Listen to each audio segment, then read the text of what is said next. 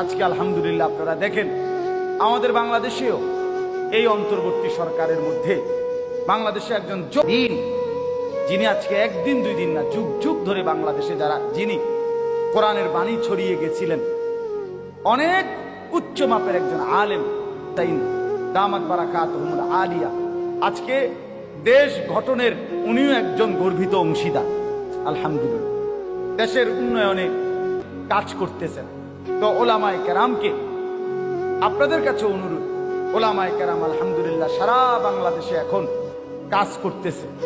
আপনাদের সবার পরিচিত এই সমস্ত তাওহীদি জনতার হৃদয়ের একটা সংগঠন আছে, কলিজার একটা সংগঠন আছে, যে প্রতিটা অন্যায়, প্রতিটা আল্লাহ দ্রোহী, নবী দ্রোহী কাজের বিরুদ্ধে গর্জে ওঠার মতো আমটা শুনলে বাংলাদেশের যে সংগঠনের নাম হলো হেফাজতে ইসলাম।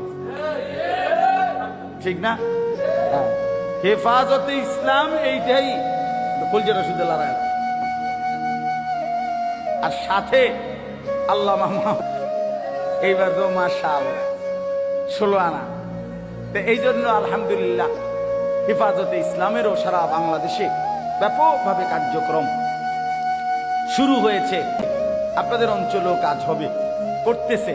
আপনারাও ইনশাআল্লাহ 28 তারিখ, আচ্ছা মাশাআল্লাহ 28 তারিখ শনিবার এই উপজেলাতেও হেফাজতে ইসলামের কমিটি গঠন হবে।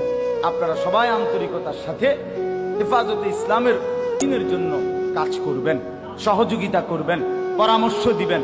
আল্লাহ তৌফিক দান করেন।